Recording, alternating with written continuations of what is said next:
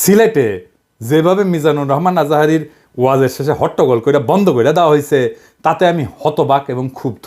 শুনেন তার কথা, শুনেন শেষ দিকের কথা। এই জায়গাটাতে এরকম কেন হইলো? শুরুতে তো এটা ছিল না। এখন আইন শৃঙ্খলা বাহিনী তোমাদের সাথে লাঠি চার্জ করবে, ধাক্কাধাক্কি করবে, তোমরা আমার সাথে এটা হবে এরকম? তোমরা তো ব্যথা পাবা তো। বসো না, সবাই বসতে পারলে তোমাদের কি? বসো। এটা এটা এটা আমি এখন পরিকল্পিত কিছু হতে পারে এই ধারণাও করতে হবে আমাদের। লক্ষ লক্ষ মানুষ বসে আছে, তোমরা একটু শান্ত হবে না? হ্যাঁ, বসো। আর 2 মিনিট একটু কোঅপারেট করো। 2 মিনিট একটু কোঅপারেট করো।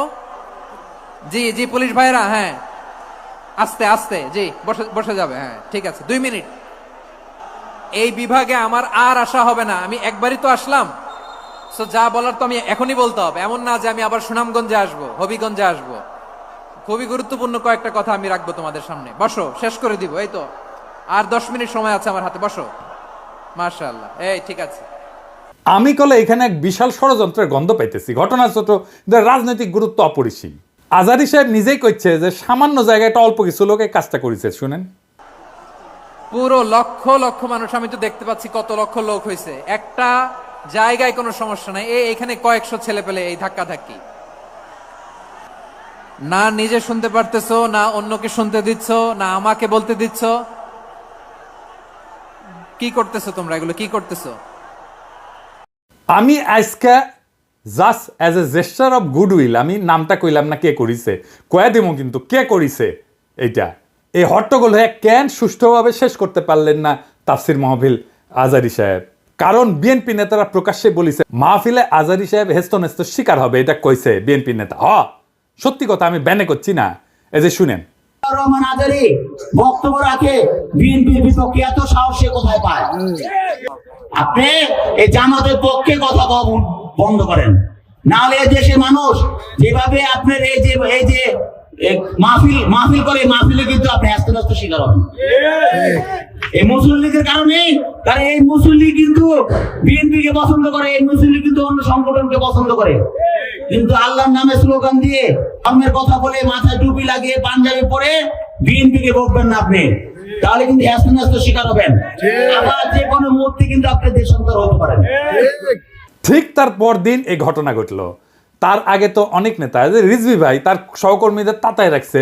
এখন আজারির উপর কেন বিএনপি বিলা? দুইটা কারণে। এক, বিএনপির তো জমায়েত করতে টাকা খরচা হয়, এমন কোনো বক্তা নাই যার বক্তৃতা শোনার জন্য লাখে লাখে মানুষ যাবে। খালেদা জিয়া বা তারেক রহমান আসলে যাইতে পারে, কিন্তু দেশে আছে এমন কোন নেতার বক্তব্য শুনতে এখন আর যাবে না লাখে লাখে লোক।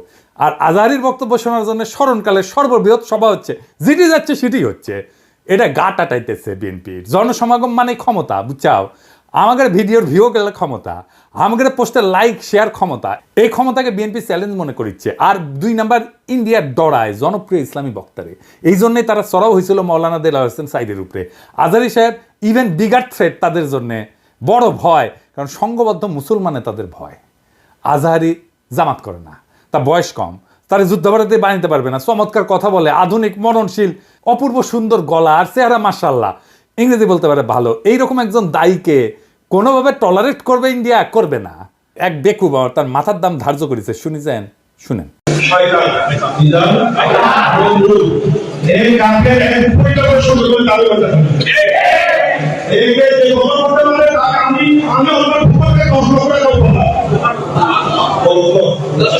দেখেছেন তার জানের উপরে উঠে গেছে। পুলিশকে করছে ওই হারামজাদার এখনই ধরে প্যাকেট করেন, ওই যে কইছে 10 লাখ টাকা দিবে, ও প্যাকেট করেন। বিএনপি নেতারাও খুব অপমানজনক ভাবে কথা কইছে যে আজারি হুজুরের পিছে লাগিছে। দেখেন দুদু ভাই কয় আজার নাকি মাজার কি যেন আছে, দেখেন শুনেন। ওই যে কে যেন আজার নাকি মাজার একজন আছে। হ্যাঁ দুদু ভাই, আপনারা যে বিএনপির দুদু বলে এটা জানেন? হ্যাঁ, দুদু বুকের দুদু নাম বিকৃত করেন কে? বেদবি কুটি থেকে শিখেছেন? আপনার কর্মী আপনার কথা না শুনে আজারি হুজুরের কথা শুনবি? এটা জানেন না তো? কর্মীর সাথে তো যোগাযোগ নাই, জিজ্ঞেস করে দেখেন। আজহারী হুজুরের নাম শুনলে কয়বার সালাম দেয় শুনেন, আর আপনার পিছে যে কি কয় শুনেন। নিজেরা বেশি হারকুলিস ভাবেন না, বুঝছেন? উঠলে দিন বাগে খেছে। আওয়ামী লীগ আমলে ওয়াজে আইসা আওয়ামী লীগ নেতারা চড়াও হইতো না, দেখেছেন না, চড়াও হইতো না। এখন বিএনপি নেতারা চড়াও হচ্ছে। এই যে দেখেন, এটা আমার শহরে বগুড়ায় মাওলানা বজরুল রশিদ মিয়া, আমি কলে খুব পছন্দ করি, খুব চমৎকার একজন আলেম, কলে খুব সুন্দর ওয়াজ করেন, উনার উপরে চড়াও হয়েছে, মিজাজ খারাপ হয়ে গেছে দেখে। আর চড়াও হয়েছে কে? আওয়ামী লীগের পান্ডা মোহনের ভাই বিএনপির নেতা বাদশাহ, দুই ভাই দুই দল করে, এক ভাই আওয়ামী লীগ এক ভাই বিএনপি। ওর ভাই বগুড়া শহরের কোনো জমি বাকি রাখে না, এই যে মোহন দখল করেছে, দুই ভাই দল করে সিস্টেম কইরা এখন আরেক ভাই রাজত্ব চালাইতেছে বগুড়ায়। এরা আগা পাঁচতলার দুর্বৃত্ত ফ্যামিলি। শোনেন কি করিছে। কিসের ভাষা ভাই, আমরা আমার দেশে থাকি না, আমরা দেশে থাকি না। হ্যাঁ, ঠিক আছে। আপনি বলেন কেন যে আল্লাহ আকবার একবারই ছাড় দেয় না?